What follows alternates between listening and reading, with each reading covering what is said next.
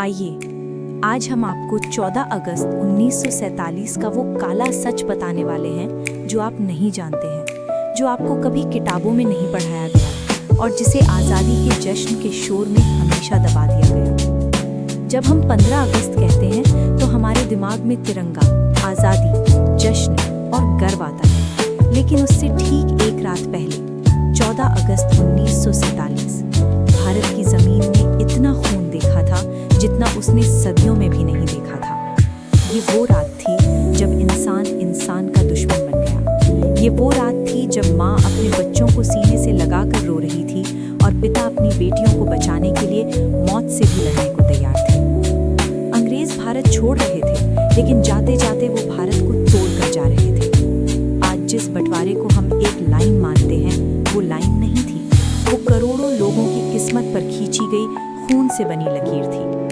1947 में हालात ऐसे बना दिए गए थे कि हिंदू और मुसलमान जो सदियों से एक दूसरे के साथ रहते आए थे, अचानक एक दूसरे के दुश्मन बना दिए गए। अंग्रेजों की नीति साफ थी, भारत को आज़ादी तो देनी है, लेकिन एक मजबूत भारत नहीं छोड़ना है। इसलिए आखिरी समय पर बंटवारे का फैसला लिया गया। रेडक्लिफ नाम के एक आदमी को पूरे भारत का नक्शा थमा दिया गया। उसे ना भारत की समझ थी, ना यहाँ के लोगों की और ना ही यहाँ के इतिहास की। सिर्फ 5 हफ्तों में उसने एक ऐसा नक्शा बना दिया जिसने लाखों घर उजाड़ दिए। किसी को नहीं बताया गया कि किस गांव का क्या होगा, किस शहर का क्या होगा, कौन किस देश में जाएगा। और फिर आई 14 अगस्त 1947 की वो भयानक रात। गांव के गांव जलने लगे। ट्रेनें चली, लेकिन उन ट्रेनों में इंसान नहीं, डर, लाशें और सन्नाटा भरा हुआ था। कुछ ट्रेनें ऐसी थीं जो स्टेशन पर पहुंची, लेकिन उनमें कोई जिंदा नहीं था, सिर्फ खून से लथपथ डिब्बे और कटी हुई लाशें। लोग अपने घर छोड़कर भाग रहे थे, कोई जान बचाने के लिए, कोई इज्जत बचाने के लिए। माँ बाप अपने बच्चों को भीड़ में खो रहे थे, बच्चे अपने माता पिता को आखिरी बार पुकार रहे थे। सबसे ज्यादा दर्द झेला महिलाओं ने। हजारों महिलाओं का अपहरण हुआ। उनके साथ वो किया गया जिसे शब्दों में बयान करना भी मुश्किल है। कई परिवारों ने खुद अपनी बेटियों को खुद मार दिया, क्योंकि उन्हें डर था कि दुश्मन के हाथ पड़ने से बेहतर है मौत। कुएं महिलाओं से भर गए। कई जगहों पर मां ने अपनी बेटी का हाथ पकड़कर खुद को पानी में डुबो दिया।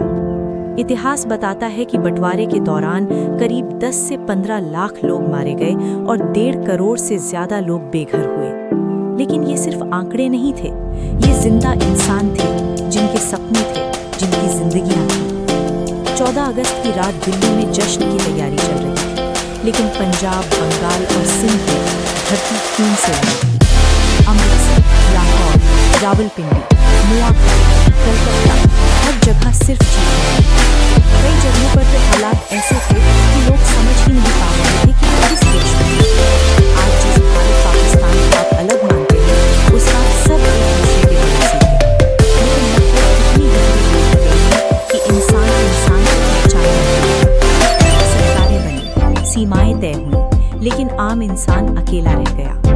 लोग पैदल चल रहे थे, भूखे, प्यासे, अपने पीछे सिर्फ जली हुई यादें छोड़कर। कई बच्चों ने अपने माता पिता को उस रात आखिरी बार देखा। कई माता पिता अपने बच्चों को कभी नहीं भूल पाए। आज भी हजारों परिवार ऐसे हैं जो नहीं जानते कि उनके अपने कहाँ तक हैं। 14 अगस्त 1947 आज भी कई लोगों के लिए आज़ादी की रात नहीं, बल्कि मातम की रात है। ये वो सच्चाई है जो इतिहास की किताबों में छोटे से पैराग्राफ में दबा दी गई है। हमने आज़ादी का जश्न तो मनाया, लेकिन उस कीमत को भूल गए जो हमारे पूर्वजों ने चुकाई। अगर आज हम आज़ाद हैं तो इसलिए नहीं कि सब कुछ आसान था, बल्कि इसलिए क्योंकि किसी ने सब कुछ किया। 14 अगस्त 1947 हमें याद दिलाता है कि आज़ादी सिर्फ एक तारीख नहीं होती, वो कुर्बानी, दर्द और खून से बनती है। इसलिए जब अगली बार आप तिरंगा देखें तो सिर्फ दर्द ही नहीं, पूरा दर्द भी महसूस कीजिए।